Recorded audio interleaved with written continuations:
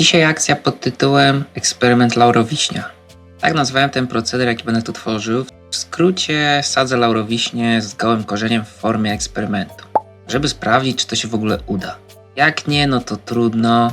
Aż tak mi szkoda nie będzie. Tracę tylko 2 razy po 13 zł. Także mam tutaj takie poletko, na którym rozegra się dzisiejszy spektakl. Ale najpierw nie subskrybuj, twój wybór. No, na wstępie muszę podziękować Róży. Pani Róża, która starała się jak mogła, ale na tym stanowisku zaczęła się już wypalać, nie pokazując swojego pełnego potencjału, który dostrzegłem w jej CV. Wprawdzie nie wytrzymała tu długo. Po długich rozważaniach postanowiłem ją po prostu przenieść do innego działu. Mam nadzieję, że na nowym stanowisku rozwinie skrzydła. Także Dziękuję za dotychczasową współpracę. I żegnam panią. obkopuję ją z każdej strony, podważam szpadlem i po prostu będę ją wkładał do doniczki, która okazała się za mała. Cóż, tak to bywa czasami. Także poszedłem po wiadro, żeby po prostu ją włożyć i przenieść. No i gituwa. Co tu dużo więcej mówić. Wstępne przymiarki sadzę co około 1 metr.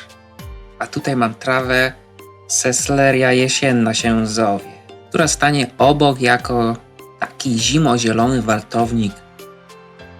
Będzie w ilości 2 sztuk. Będą one miały za zadanie nie tylko przysłonić brzydki murek, ale też dodać trochę zieleni i charakteru przy tym progu. Mój ogród jest na Saharze Zachodniej. No w zasadzie na południowej, bo to miejsce jest od strony południowej. Gleba tutaj to prawie sam piasek, jak w Gobi, Ale z przewagą sosem. więc raczej lekko kwaśny. Dlatego wykopię dołki i dorzucę do środka trochę obornika kurzego i trochę gałązek, bo akurat mam pod ręką. Chciałbym, żeby ziemia miała trochę życia, a nie tylko piach do skupienia w hurcie, tak? Więc po prostu zwiększam prawdopodobieństwo przyjęcia się tych roślin w tym trudnym stanowisku. Dodatkowo mrówki na murku nie pomagają. Zatem jest i on, mój pierwszy ogrodowy żołnierz. A właściwie rekrut z łapanki, który będzie bronił wraz ze swoim kompanem mojego tarasu od boku, tworząc taki jakby mini żywopłot. Ugniatam nogą dookoła, no i spoko. That's all.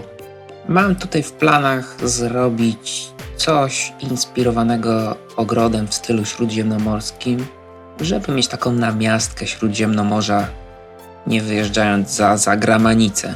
Zawsze chciałem mieć laur, a właściwie wawrzyn w ogrodzie. A marzenia trzeba spełniać. Tak więc tutaj mam i laur, i wiśnie w pakiecie. Taka namiastka wawrzynu, który będzie w przyszłości kiedyś. Ale aktualnie laurowiśnia, zimozielona i prawie bezobsługowa.